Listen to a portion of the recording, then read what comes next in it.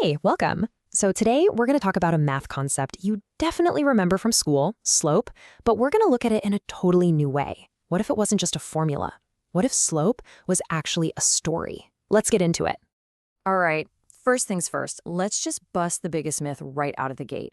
For most of us, slope was just this thing we had to memorize for a test, and, then we probably forgot about it. Does that sound familiar?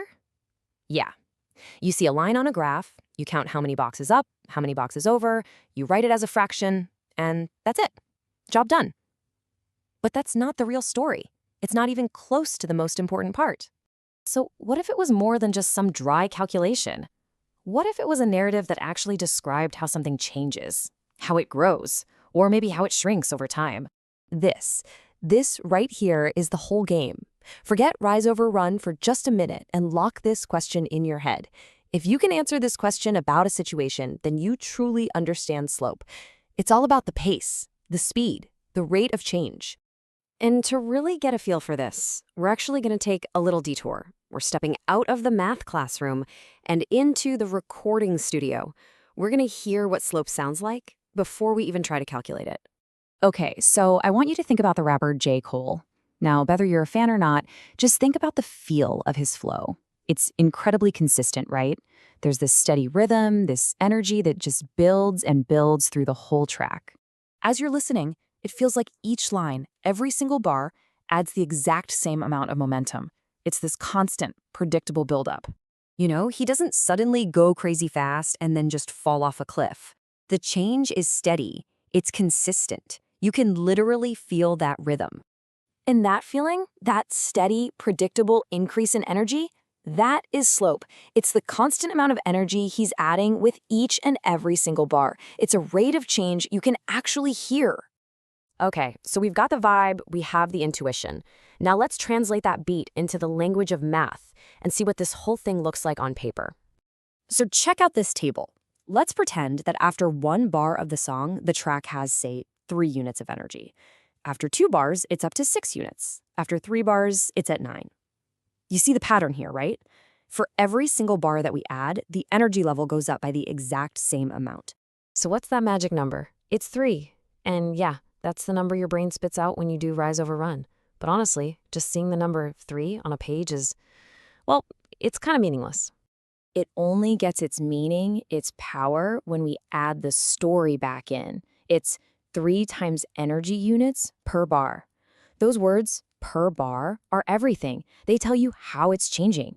So here's the deal. The next time you find a slope, don't just say the slope is 3. Say the whole story. The energy increases by 3 for each bar. That complete sentence, that is the slope. That's the real answer. And what's really cool is that once you understand this one story, you suddenly start to see it everywhere in math, just written in a bunch of different languages. I mean, this same story of +3 energy per bar shows up in so many forms. In a table, you literally see the numbers jump by 3 each time. On a graph, that line is going to go up 3 units for every 1 unit it moves to the right. In an equation like y equals 3x, well, there's our 3 right there, telling the story. And in words, it's exactly what we've been saying. They might look totally different.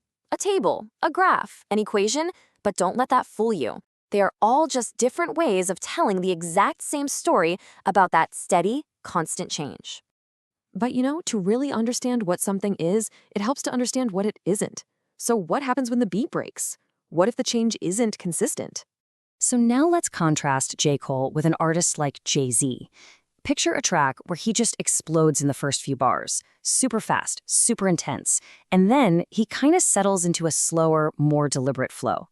The change in energy is not the same from one bar to the next. This is the key question you have to ask yourself every single time you look at a problem. Is the change the same? Every single step. In this Jay-Z track, is he adding the same energy on bar 2 as he did on bar 1? And if the answer is no, then you can't describe that song with one single slope. It's impossible. The rate of change is, well, it's changing. It might jump by 10 on one bar and only 2 on the next. In math, we call that non-linear. The whole idea of slope only works when the change is consistent, like that steady J. Cole.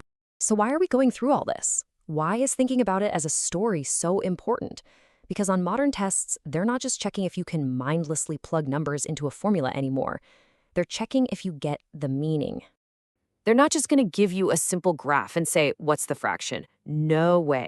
They're going to give you a word problem and ask, what does the slope represent in this situation? Or they'll give you 4 different scenarios and ask, which one of these shows the same rate of change? If all you know is the formula, you're stuck. But if you understand the story, you've got this. So let's leave it right here. The big takeaway is this. Slope isn't just a fraction. It's a rate. It's a per something change. It is the story of how fast something is changing. And once you know how to read that story, you've truly mastered the concept.